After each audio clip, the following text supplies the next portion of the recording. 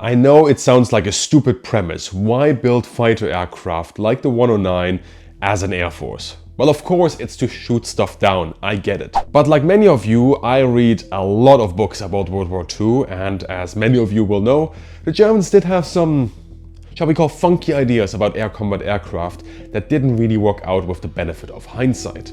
Thanks to the great support from Patreons and channel members, for years now I've been going to the archives to read the original sources in German. The more I do that, the more I realize why the Germans initially built single-engine fighters, even though they didn't promote the concept of a fighter like the 109 in the 1930s beyond the to-be-expected consideration that a fighter aircraft like it may be needed here or there. They certainly did not realize the importance they carried on later. So for now the question is not how was the Bf 109 developed, why did they build so many, or why was it never substituted. It is rather, given how little the Luftwaffe supported single-engine fighters at the time, why did they build one in the first place? And that's what I'm going to tell you in this video, sponsored by War Thunder, an action-packed game available for free on PC, console and mobile devices.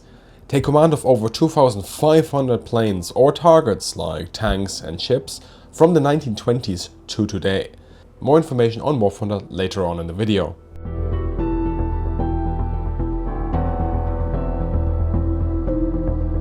Let's take a quick step back and assess Germany during the 1920s to mid-1930s.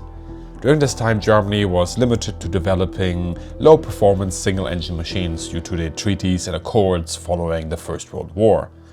During this time, they observed other nations and developed the conceptual nucleus for the later Luftwaffe. The operational air war that the Luftwaffe aspired to focused on fast, offensive continental campaigns to destroy the enemy air force and support the ground offensive through so-called mittelbare Unterstützung. In a nutshell, that is a mix of air interdiction and bombing campaigns within operations that are to decisively influence the course of the war. If you've read any of these books or seen my previous videos and publications, you know what I'm talking about. What does all of this have to do with fighters? Well, the Germans differentiated between two types of fighters, Frontjagdflugzeuge or Jäger and Zerstörer. The latter was to defeat enemy bombers both over friendly and enemy territory and take the fight to the enemy and destroy the enemy air force.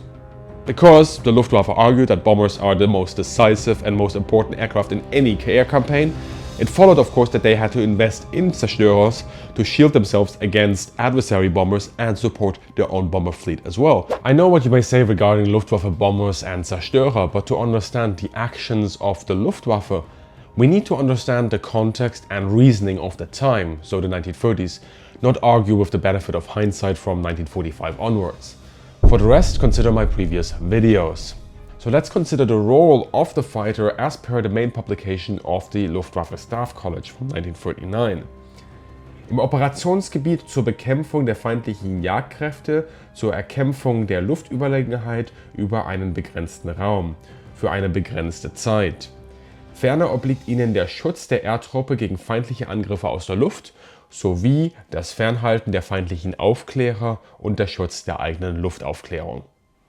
It goes on for a bit longer, of course, but you get the gist. This is mainly a defensive concept, really, and you're bound to the operations of the army. You go to an area, you establish air superiority there, and yes, that is actually quite an accurate perception of how the war then plays out, for certain parts of it at least. But then you have to contrast that perception, or that planning rather, to what they have for Zerstörers. Die Aufgaben des Zerstörers sind selbstständige Bekämpfung und Vernichtung der feindlichen Luftwaffe, Kampf im Zusammenwirken mit Unternehmungen der eigenen Luftwaffe, insbesondere der Kampfverbände und Sonderaufgaben. Boom! To sum up, the Luftwaffe argues that the Zerstörer is an offensive air weapon. It goes places, escorts bombers, and it destroys stuff, preferably the enemy air force. It strikes targets, that's what an air force wants. The fighter was only to harass enemy aviation in a specific area for a given time and establish local air superiority that is limited to time and space. which also makes sense given that in the 1930s, a fighter was lightly armed and had very limited range. We start to see this play out on the industrial level. Germany starts the war with more 109s than 110s, but the Zerstörer was afforded a far higher priority. Industry was ramping up to produce them at scale by 1940. And mind you, these production plans are not just made year to year. At the time, if you wanted to produce a plane in a given year, it's because you took that decision about 3 years earlier and planned resource distribution and industrial capacity accordingly. And the 110's production planning goes back to 1936. And 1939 to 1940, Zerstörer production quadruples. You can also see how proportionally to fleet size, fighter planes actually drop down a bit. Germany really started ramping up Zerstörer production comparatively to fighters. Of course, there is a sudden reversal in 1941 because reasons, but that was not anticipated at the time, and that will be covered in another video. I know I avoided the central question of this video so far. Why did the Germans build fighters? Yes, get on with it.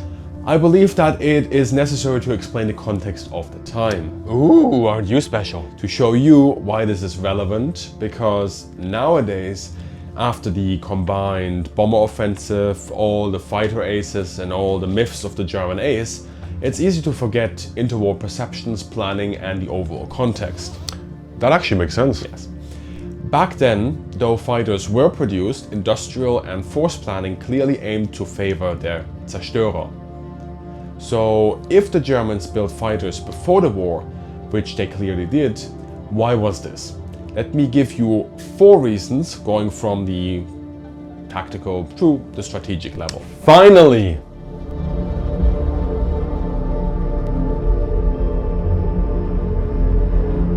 No, not close air supports. The Germans didn't aspire to do close air support until about 1942. We have a lot of sources that tell us that. Read my chapter, for example, in this book, translation coming out in 2025, or watch this video. By the way, our books now are on a Christmas sale, so check it out.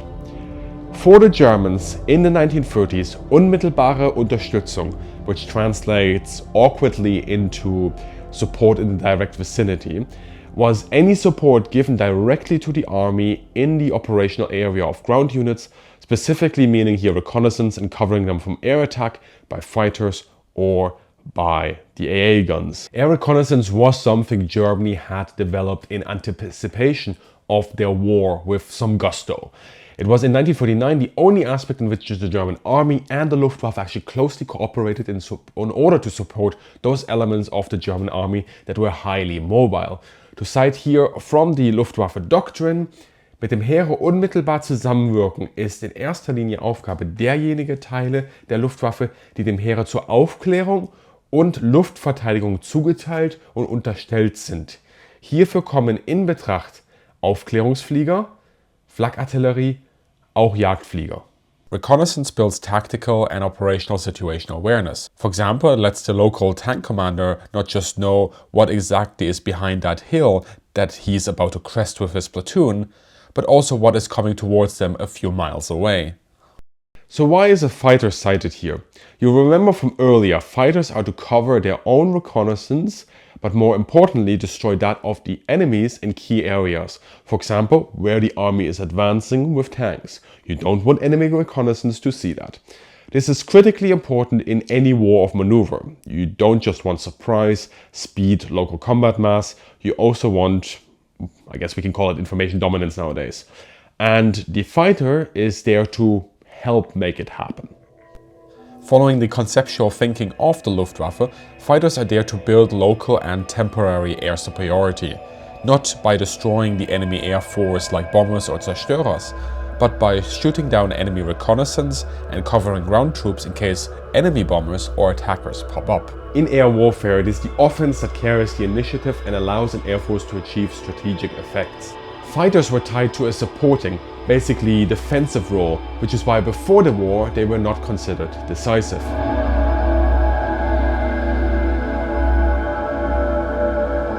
The second reason, and this is tangentially aligned to the first one, is of course air defense, and this does mirror the eventual use, certainly after 1942, 1943, in the defense of the Reich. However, we need to look at it through the lens of the 1930s. Zerstörer, as said, were considered the main defense against enemy bombers and meant to shoot them down at a distance from German territory. Fighters would be a second air defense layer next to, well, the flak guns, the AA defensive, but limited to specific operational areas. Here is one source detailing exactly this. Aufgaben und Verwendungsmöglichkeiten der Jäger. Im Reichsluftschutzgebiet, wo sie mit der Flakartillerie zusammen in Luftverteidigungsgebieten gegen feindliche Aufklärungs- und Kampfverbände eingesetzt werden. Though regarded not as potent as Zerstörer, it is likely that the comparative cheaper cost and the performance in terms of climb and speed led to fighters being given this basically secondary role at this point. From my reading of the sources, the Germans conceptualized far less on this than how fighters are used to be used on the front lines as cover for recon and next to flak, of course, cover for the ground forces. However, they do see some advantages in fighters being used as air defense. Here's another one for you. Die Aufgabe der Jäger ist die Abwehr von Kampfverbänden durch Kampf im Luftraum, bevor diese ihr Angriffsziel erreicht haben. Ist der Feind vor dem Erreichen des Angriffszieles nicht mehr gefasst worden, so nimmt der leichte Jagdverband die Verfolgung des rückmarschierenden Kampfverbandes innerhalb der Grenzen des Flugbereiches auf. While not considered as the first line of defense, fighters were considered to play a part in the air defense of the Reich. The degree it would take on later, however, was not anticipated. Again, this was defensive, and ideally the German bomber and Zerstörer force would destroy the enemy air force long before there was such a strong reliance on fighters for air defense. Since you are still watching, this talk about fighters, air defense and maneuver warfare must have intrigued you, so get practical with War Thunder. Featuring thousands of aircraft and targets, you get to experience detailed vehicles, graphics and authentic sounds on a virtual battlefield as you duke it out with friends and a worldwide community of over 70 million players. You can fly in some of the most iconic aircraft of all time and experience the transition from piston to jet engines, while educating your fellow players on the true definition of air power.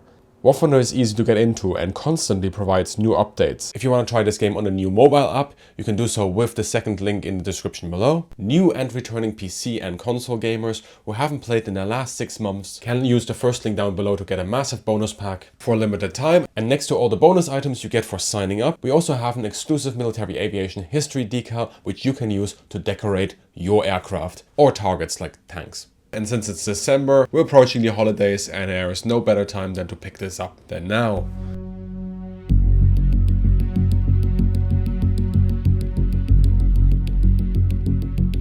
The third reason, and here we are approaching the good stuff, the third reason is that a fighter Staffel had a far smaller footprint. It has a smaller logistic requirement than a Zerstörer Staffel, while also being way more flexible in terms of basing. At Zerstörer, in this case still a Bf-110, well, it has more weapons, more engines, more radios, and requires more crew members than a 109. This leads to a need for more ammo, fuel, spare parts, and of course, the need to maintain truck convoys to send all of this from the stockpiles and the factories to the base day in, day out. But another big kicker is that a 110 needs a far more established base than a 109. The runway must be longer, the storage space must be bigger, and now comes the crucial point. A fighter squadron was set up to be autonomous for basing. They still need logistic support, but Bf-110 Staffeln, except for the mechanics, had no administrative, no basing, and no motor pool support personnel inherent in the actual Staffel, Gruppe, or Geschwader. This did reduce manpower in Bf-110 squadrons, but they always had to be based at an airbase where infrastructure and support personnel was available. Fighters didn't need that. You could just use them far more flexibly in terms of basing, which is a huge advantage if you think about it in the generation of sorties and local combat mass.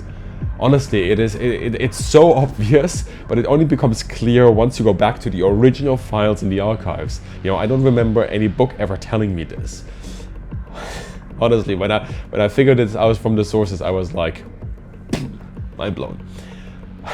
This means, of course, that Though you favored zerstörers, you can make an argument for a fighter requirement, as they can leapfrog from airbase to airbase to cover the army's advance, which zerstörers simply cannot. And that ties in, of course, to that first application of the fighter, of being used in close cooperation with the German Heer, the German army.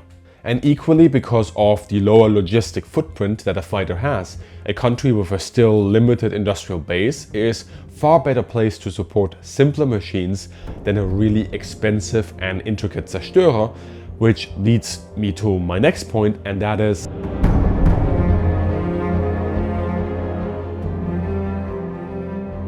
a fighter aircraft is cheap and simple to construct. Comparatively, of course, to other aircraft like bombers or zerstörer. Not only is the support infrastructure smaller in comparison to other aircraft, the fighter also requires far less engines, far less fuel, far fewer resources, and is piloted only by one crew member.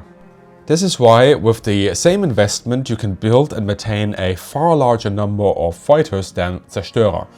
This is in fact a larger discussion that I want to bracket off for another video in the future, but for now, if we were to look at the cost of a 109 versus a 110, you can see this play out. A zerstörer is 2.5 times more expensive than a Bf 109. Also look at fuel costs.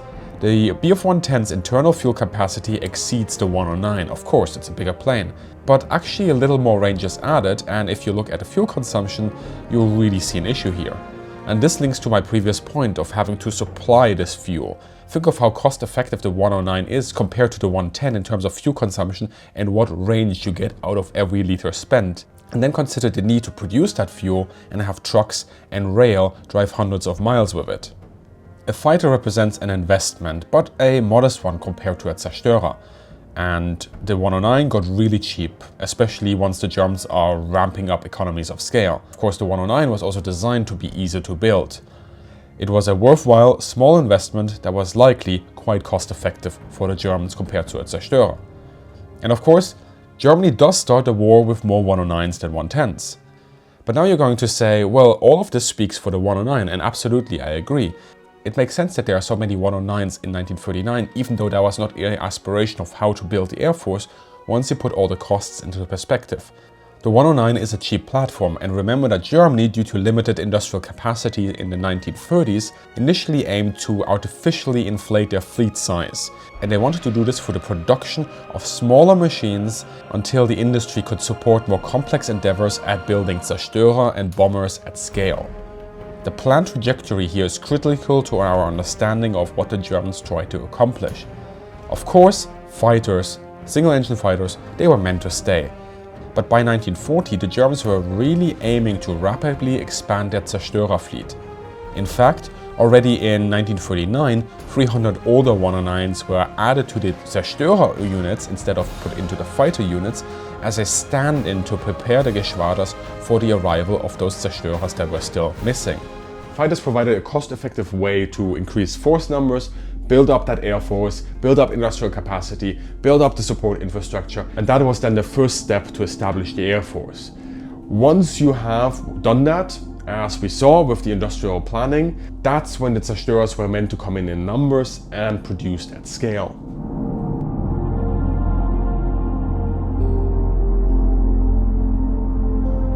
To sum up, the fighter was relevant and important. It had a role, but at the time its contribution was considered to be a more modest one. Little suggested that Germany would in fact become the nation associated with fighter planes, whether the Bf 109 or the Focke-Wulf 190.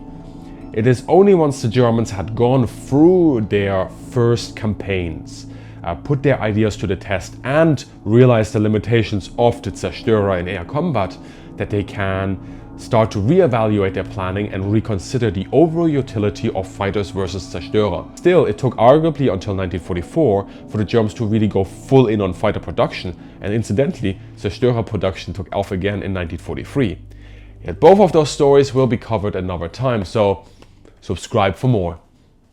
I've got some ideas about more videos on the 109, but let me know what you are interested in, plus any questions, push or feedback you may have. Put those in the comments And of course, remember our Christmas book sale and check out our sponsor War Thunder in the description. As always, big thank you to Patreon's channel members. Everyone, have a great day and see you in the sky. Oh, and this may be my last video of the year, so Merry Christmas or regional equivalent.